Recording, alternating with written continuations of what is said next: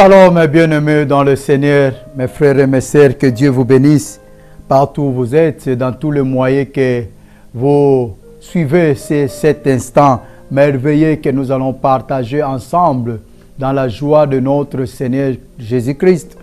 Partout où, de tous les moyens que vous suivez cela, que Dieu vous bénisse vraiment et que la puissance de l'Éternel soit vraiment la force de tout un chacun de nous. Car le temps que nous sommes en train de traverser, ça demande vraiment la puissance et la présence de l'Éternel. Sans la force de Dieu, nous sommes vraiment à un temps très dangereux. Très dangereux, mes frères et mes sœurs, car beaucoup ont abandonné le Seigneur. Beaucoup ont abandonné le Christ. Beaucoup ont abandonné la voie du Christ, la vie chrétienne.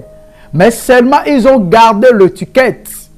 Ils ont gardé cet aspect-là, cette étiquette-là, que le Christ, que la Bible nous parle, que Timothée, oui, toujours dans le livre de 2 Timothée 3, il nous parle d'une chose. Il dit, dans le verset 5, oui, on peut déjà lire ça, livre de 2 Timothée 3, verset 5, il dit, « Ils garderont la forme extérieure de la piété. » Ils garderont la forme extérieure de la piété, mais ils araignieront la puissance. Éloigne-toi de ces hommes-là. Ils garderont la forme extérieure du piété. Parce que ils fréquentaient les églises. Ils allaient dans le synagogue. C'était des personnes qui connaissaient Dieu. Mais ils ont déjà nié la puissance de Dieu. Ils ne veulent plus suivre Christ. Mais ils ont gardé cet aspect extérieur. On les connaissait déjà. On savait que c'était un pasteur. On savait que c'était un adorateur. On savait que c'était un chantre. On savait que c'était un diacre. On savait que c'était une prophétesse, ainsi de suite. Mais en vérité, elle a déjà changé le camp. Elle a déjà enlevé cette vie chrétienne, cette vie de marcher avec Christ. Elle n'a plus, ou il n'a plus cette vie, mais il a gardé la piété extérieure. Elle continue, s'il était prédicateur, à prêcher la parole.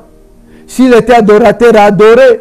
Il continue de faire tout ce qu'il faisait. Mais seulement, c'est une image extérieure. Au-dedans, il n'y a plus Christ. Sur le temps que nous sommes en train de traverser, bien-aimés, les gens gardent l'image des pharisiens. En dehors, vous voyez Dieu, mais au-dedans, il n'y a rien. Christ dit aux pharisiens, vous nettoyez le dehors de la marmite, mais au-dedans de la marmite, là où c'est important, là où ça doit être nettoyé, vous ne le faites pas. Et quand tout le monde voit la marmite, oh c'est belle, oh c'est neuf, c'est merveilleux. Vous nettoyez les habits, mais au-dedans de vous, vous êtes déjà pourris. Vous nettoyez le tombeau, pendant qu'au-dedans du tombeau, il y a un cadavre qui est déjà dans un état pourri. Mais le tombeau est bien nettoyé. C'est le temps que nous sommes en train de traverser. Les gens gardent la piété extérieure, mais à l'intérieur, c'est déjà foutu, c'est déjà pourri. C'est là que le pharisien ne pouvait pas aimer Christ. C'était des vérités qu'il ne pouvait pas accepter. Pourquoi? Parce qu'il savait qu'ils étaient comme ça. Ils allaient dans les synagogues. Ils allaient au temple avec des robes longues. Ils étaient là. L'image de la piété. Ils devaient se couvrir. Ils devaient faire tout ce qui était à leur possession ou à leur pouvoir ou à leur disponibilité pour montrer l'image de la piété. Mais en vérité, à l'intérieur, il n'y avait plus la vie de Dieu. Même la loi qui vantait de faire, il n'accomplissait plus la loi. Même la loi qui était leur gage, qui était leur force, ils n'arrivaient plus à accomplir la loi. Pourquoi? Parce que le temps bien-aimé, on doit faire beaucoup d'attention avec le temps que nous sommes en train de parcourir. Beaucoup courent dans des églises, mais en vérité, ils vont pour servir leur maître. Comme Christ avait dit aux pharisiens, vous servez votre maître qui est le diable. Parce que si vous étiez les enfants d'Abraham, vous ne pouvez pas avoir de cœur qui font du mal. Et aujourd'hui, nous avons plus des enfants de diable que de Dieu. Quand je dis le diable, cela ne veut pas dire que le diable a créé l'humain, non. Non, c'est Dieu qui a créé tout être humain. Mais l'humain s'est transformé au mal au lieu de rester au bien. Les gens aiment plus le mal. Et c'est temps-là que Paul nous dit dans le livre de 2 Timothée 3, de 1 à 9, cela nous prépare, bien-aimés, à être équilibré sur cette planète Terre. Parce que si tu n'es pas équilibré, c'est dangereux pour toi, bien-aimé. C'est dangereux pour ta vie chrétienne. Si tu penses que les hommes te feront le bien que tu es en train de leur faire, c'est là que tu es erroné. Il y a quelque chose que tu n'as pas encore compris. Tu n'as pas encore ri les notions du temps. Or, dans les notions du temps, n'attends pas que les hommes te rembourseront ce que tu les as emprunté. Le bien que tu fais, attends-toi, il y a les uns qui vont te dire merci. Il y a les uns qui seront reconnaissants, mais n'attends pas à tout le monde. Ne soyez pas étonnés. Et n'allez pas dans des paroles. Même lui, c'est un chrétien. Même elle, c'est une chrétienne. Même lui qui prophétise. Même lui qui prêche. Même lui qui fait ceci. Même elle, adoratrice. Quand elle adore, c'est comme si le ciel va tomber. C'est elle qui a pris mon mari. Ah, vraiment le monde. Ne soyez pas étonnés d'arriver jusqu'à ce point. Prépare ton cœur à pardonner à tout. Car le temps que nous sommes en train de traverser, c'est ce temps-là. Nous sommes des pécheurs. Nous devons aussi pardonner aux autres, bien-aimés. Même si tu n'as pas le cœur de faire du mal à quelqu'un, même si tu ne complotes rien du mal contre quelqu'un, même si, mes bien-aimés, sache une chose, que toi et moi, nous sommes des pécheurs d'une manière ou d'une autre. Personne n'accomplit la loi. Personne. Personne n'accomplit la loi. Personne, je dis bien. Nous tous, nous tombons quelque part. C'est pour cela, nous devons avoir ce cœur. Pardonne nos offenses.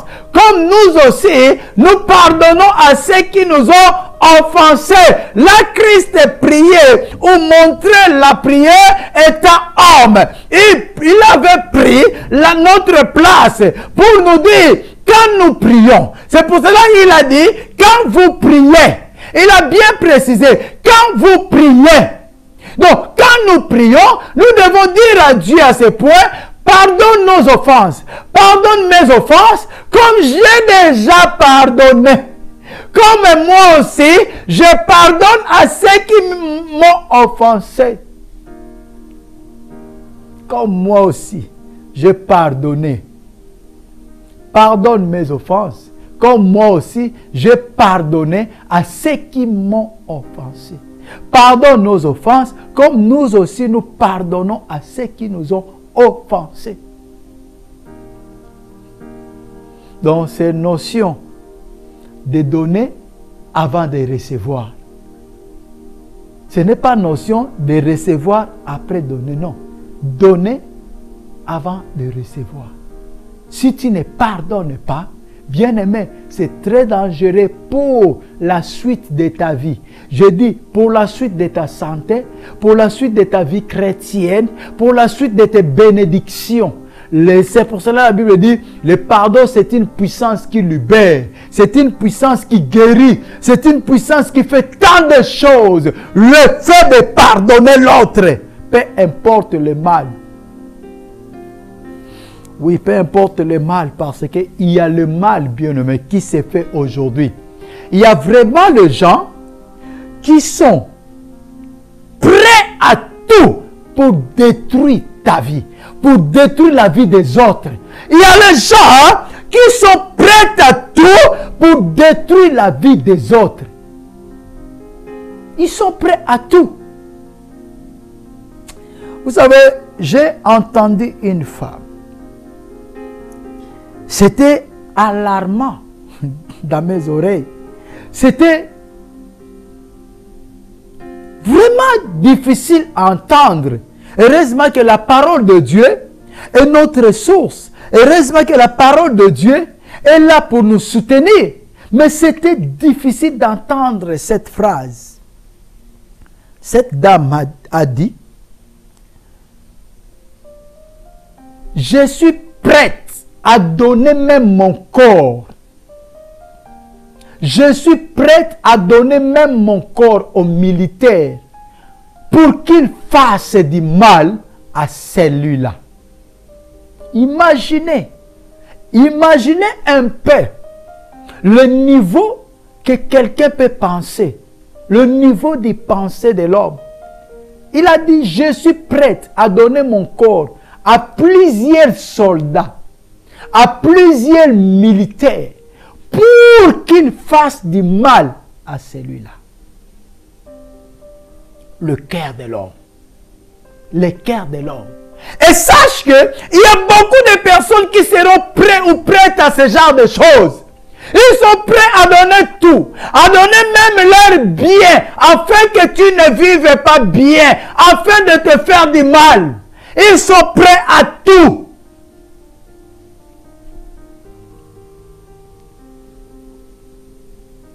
J'ai entendu une histoire. Il y avait deux serviteurs de Dieu, deux églises. Il y avait un qui avançait. Dieu l'a fait grâce.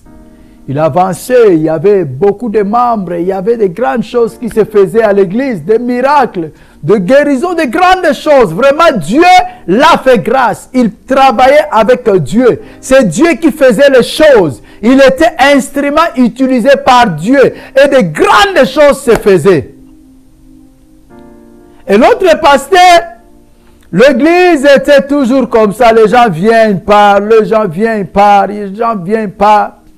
Au lieu de continuer à marcher avec Dieu, à prier, il y a eu cette jalousie qui commençait à prendre place. La jalousie commençait à prendre de l'avant. Et ce pasteur est venu vers Dieu, il commence à prier. Seigneur, pourquoi tu fais prospérer l'autre et moi je suis toujours comme ça? L'église n'avance pas, il y a les gens qui viennent et partent, lui il a du succès, regarde maintenant il a acheté des voitures, des maisons, et il aide beaucoup du monde, le village, il est vraiment, partout on parle de lui. Mais pourquoi tu m'as laissé comme ça? Qu'est-ce qui se passe? Le Seigneur, en sachant son cœur, il lui a dit, écoute, si tu veux prospérer, si tu veux aller en avant, sache une chose. Tout ce que tu me demanderas, je ferai double, le double de ce que tu me demandes à l'autre pasteur. Donc, si tu as besoin de membres, si tu me dis, Seigneur, envoie dans mon église 10 membres, je donnerai 20 à l'autre pasteur. Si tu me pries en me disant, Seigneur, fais de grandes choses dans l'église que je dirige par ton nom, moi je ferai plus fonder les grandes choses dans l'autre. Donc, tout ce que tu me demanderas, je ferai le double dans l'autre église. Je parle bien de l'homme de Dieu, le pasteur. Il était là tranquille, il a écouté la réponse de Dieu et il a dit, ok, Vous savez ce qu'il a demandé? Il a dit alors, Seigneur, comme tu feras le double de ce que moi je te demande à l'autre, alors, je te demande une chose. Creuse mon œil. Je resterai avec un œil et à lui tu feras le double. Donc tu vas creuser ses yeux, les deux yeux. Comme ça il deviendra aveugle. S'il devient aveugle, personne ne le suivra. S'il devient aveugle, il ne saura plus comment faire les choses. S'il devient aveugle, tout le monde va le fuir. Comme ça, ces gens-là viendront vers moi. Écoutez le cœur de l'homme. Le cœur de l'homme de nature est mauvais. Bien-aimé, quand tu comprends les choses, tu le feras bien. Quand tu comprends que le cœur de l'homme de nature est mauvais, cela veut dire que tu seras prêt à pardonner l'homme, peu importe ce qu'il fera.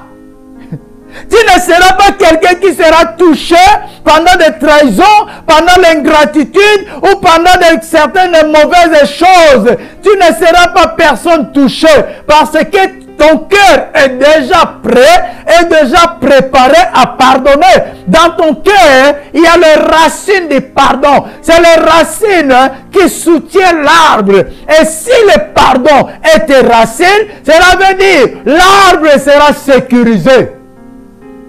Peu importe le vent, peu importe les tempêtes, peu importe l'atmosphère, si le pardon est les racines de ton cœur, cela veut dire ton cœur est protégé, l'arbre est protégé. C'est pour cela que nous voyons les arbres qui sont bien enracinés, même le vent vient, même des tempêtes, même la pluie sont toujours là. Ça résiste toujours parce que les racines est bien posées, est bien sous la terre. Mais bien aimé, si tu n'es pas préparé à ces choses, et pardonner aux autres, ça sera très compliqué. Le Seigneur revient bientôt. Oui, nous ne connaissons pas exactement les jours et l'heure, mais nous connaissons une chose, qu'il revient bientôt. Il nous a montré le signe des temps. Il nous a parlé par rapport au signe des temps. Quand vous verrez ceci, quand vous verrez cela, sache que mon retour est prêt. Quand vous verrez cela, sache que je suis à la porte. Nous savons cela, nous tous, bien-aimés. C'est le temps de préparer nos vies à aller vers le Maître, à retrouver la personne à qui on s'est confié. On a confié nos vies. On a parlé. On s'est privé de beaucoup de choses. Il y a ceux qui étaient des impudiques. Ils s'est privés de l'impudicité. Il y a ceux qui étaient des prostituées. Ils ont abandonné. Il y a ceux qui vivaient dans le vol. Ils ont abandonné pour le Seigneur. Alors pense un peu. C'est seulement le manque du pardon qui va te faire rater le jour-là. Pense quand tu étais impudique. Pense quand tu étais voleur. Pense quand tu faisais du mal volontaire aux autres. Ils t'ont pardonné. Ils t'ont pardonné. Le Seigneur t'a pardonné. C'est pour cela aujourd'hui tu es ce que tu es. C'est pour cela aujourd'hui tu es appelé chrétien. C'est pour cela aujourd'hui tu as même la facilité de certaines choses. C'est pour cela aujourd'hui tu es béni. C'est parce que Christ t'a pardonné. Ne ratez pas cet événement. Ne ratez pas à cause de manque de pardon. Le monde est ce qu'il est. Ce n'est pas toi et moi qui vont changer le monde. C'est la Bible, c'est écrit. Le temps de la fin, vous verrez ceci. Les gens seront comme ça. La méchanceté arrivera à un point insupportable. La méchanceté. Aujourd'hui, il y a les gens qui vendent même des êtres humains. Ils vendent des êtres humains pour avoir l'argent. L'amour de l'argent a atteint un niveau le plus élevé. C'est le monde et c'est biblique, bien aimé. Ces choses doivent s'accomplir. Ce n'est pas notre volonté. Nous devons seulement être prêts à pardonner les autres. Il y a un père Ça s'est passé aux États-Unis. Il y a un père qui avait un seul fils unique. Et à cause, ce fils unique, à cause de la jalousie, il y avait un homme qui l'a tué. À cause de la jalousie, il n'avait rien fait de mal. Mais la jalousie, le fils avait du succès à l'école, il y avait du monde qui était tout autour de lui. Il y avait vraiment, comme ce qu'on dit, le succès. Et ça créait la jalousie de l'autre côté. Il y avait encore un autre élève qui était devenu jaloux de cet enfant, jusqu'à point de le tuer.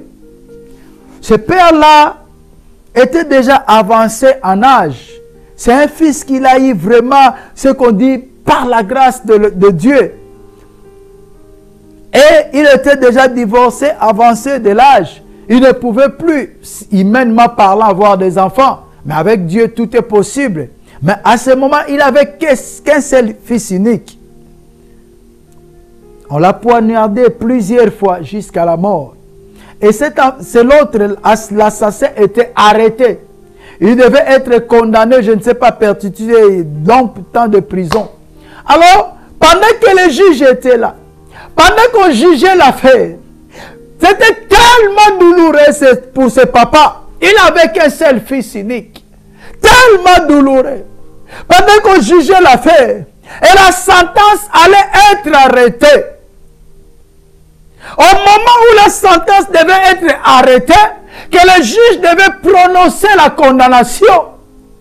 Chose énorme, chose étonnante. On voit ce père avec les douleurs dans le cœur, avec des larmes aux yeux, les larmes qui montraient le niveau de son douleur. Il s'est levé là où il était assis. Il s'approchait de l'assassin de son fils.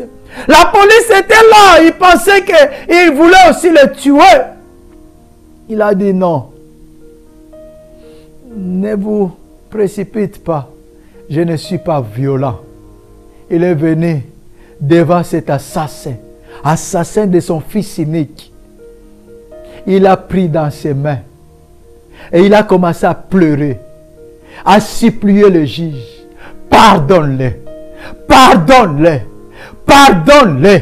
Ne le mets pas dans la prison.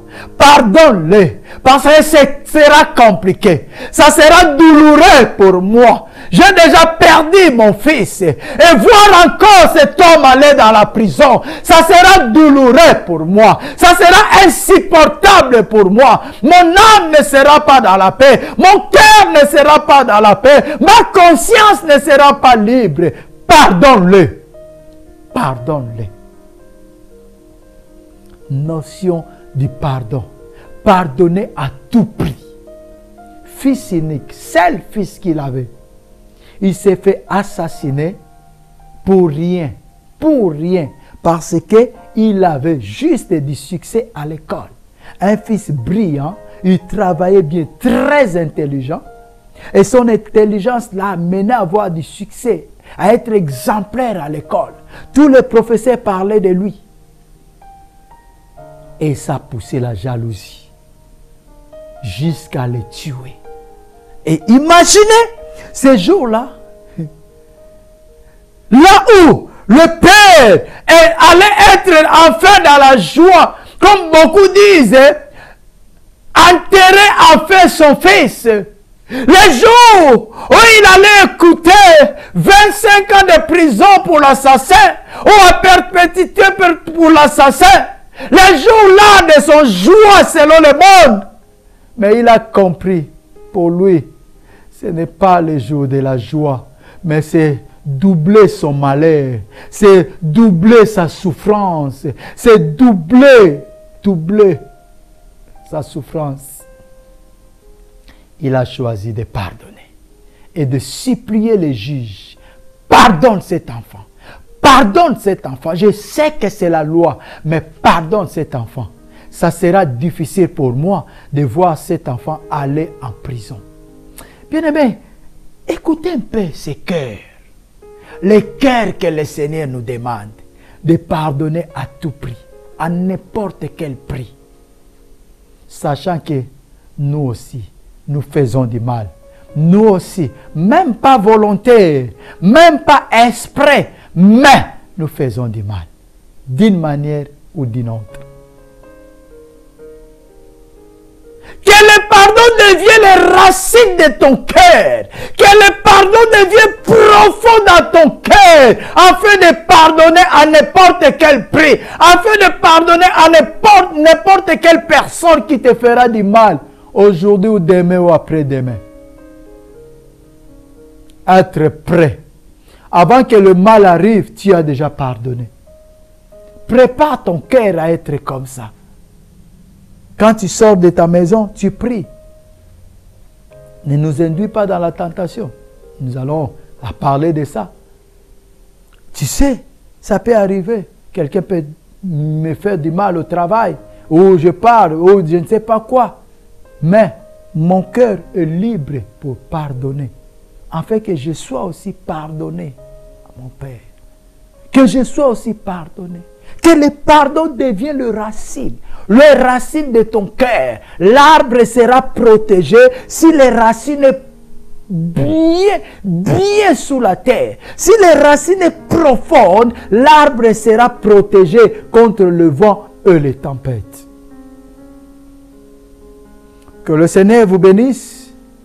Nous allons nous retrouver à la prochaine opportunité que Dieu nous accordera. Je bénis encore la chaîne onetv.org, www.one-tv.org. Je bénis cette chaîne, que Dieu protège vraiment et Dieu pourvoit afin que cette chaîne puisse vraiment subsister en tout. Que cette chaîne puisse avoir tout. Et n'oubliez pas de faire le don. Parce que tout le moyen que vous nous suivez, mais le passage principal pour arriver partout où vous nous suivez, c'est onetv.org. Nous passons de là. C'est là la source du reste du canal. Partout où vous nous suivez, notre source est onetv.org. Bénissez ces chaînes et faites des dons. Le Seigneur sera reconnaissant. Que Dieu vous bénisse. À la prochaine opportunité dans le nom de notre Seigneur Jésus-Christ.